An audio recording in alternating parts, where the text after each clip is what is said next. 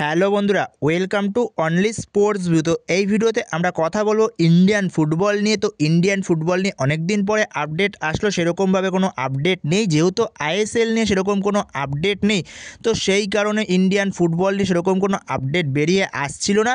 কিন্তু মোহনবাগান নিয়ে একটা আপডেট বেরিয়ে এসছে, গুরুত্বপূর্ণ আপডেট। মোহনবাগানের নতুন হেড কোচ নির্বাচন করা হয়েছে। তো সেটা হয়তো অনেকেই জেনে গেছো, তো সেই ব্যাপারটা নিয়ে আলোচনা করব। তো ভিডিওটি সবাই শেষ পর্যন্ত দেখতে থাকো, আর চ্যানেলে নতুন হয়ে থাকলে চ্যানেলটি সাবস্ক্রাইব করে পাশে থাকা বেল আইকনটি অন করে পাশে দেখো।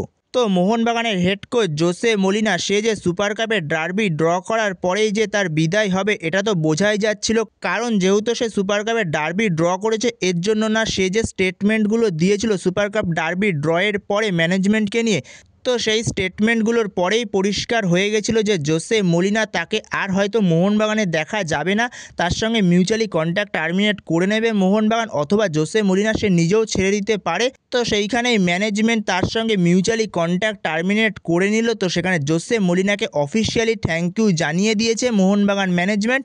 তো জোসে মোলিনার সঙ্গে আর মোহনবাগানের কোনো রকম সম্পর্ক নেই। তো সেই জায়গাতেই মোহনবাগানের নতুন হেড কোচের নামও ঘোষণা করে দেওয়া হয়েছে তার 1 ঘন্টার মধ্যেই।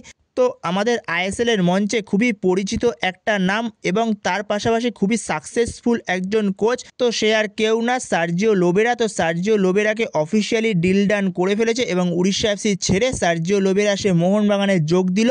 তো সার্জিও লোবেরা সে একটু অন্যরকম টাইপের কোচ, যেখানে সার্জিও লোবেরা সে একটু অ্যাটাকিং মাইন্ডের ফুটবল খেলাতে পছন্দ করে, যেখানে আমার পার্সোনালি খুবই একজন পছন্দের কোচ এই সার্জিও লোবেরা আইএসএলের মঞ্চে, যেখানে হাবাসের পরে সার্জিও লোবেরার আইএসএলের মঞ্চে ভালো সাফল্য রয়েছে। তো সেখানে সার্জিও লোবেরাকে অফিসিয়ালি হেড কোচ করে নিয়ে আসলো মোহনবাগান। তো যেখানে এটা অনেক দিন ধরেই শোনা যাচ্ছিল সার্জিও লোবেরাই মোহনবাগানের হেড কোচ হতে চলেছে, এটা আমি তোমাদের এর আগেও জানিয়েছি ভিডিওতে।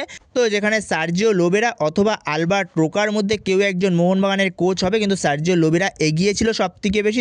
এবং সার্জিও লোবেরা সে মোহনবাগানে যোগ দেওয়ার পর সে কী বলেছে, তো সেই বিষয়ে যদি কথা বলা যায়, তো সেখানে লোবেরা বলে মোহনবাগানে এমন প্রতিভা রয়েছে যারা ভারতীয় ফুটবলে আধিপত্য বিস্তার করতে সক্ষম।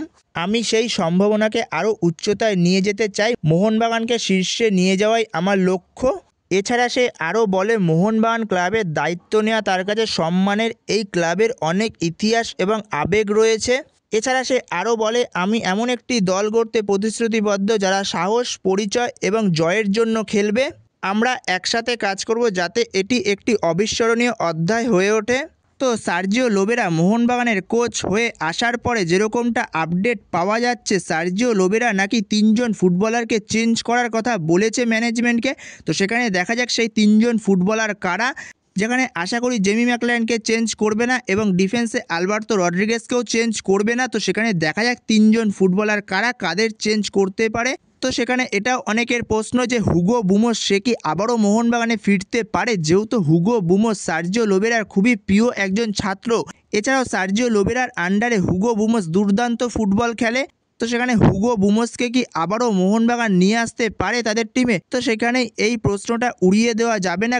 তো এটারও একটা পসিবিলিটি থাকতেও পারে। তো পরবর্তী সময় হয়তো হুগো বুমোসকে মোহনবাগান নিয়ে আসতেও পারে আবার, যেহেতু মোহনবাগান টিমে সেরকমই একজন ফুটবলার দরকার হুগো বুমোস টাইপের, যে ক্রিয়েট করবে খেলাটাকে মাঝখান থেকে।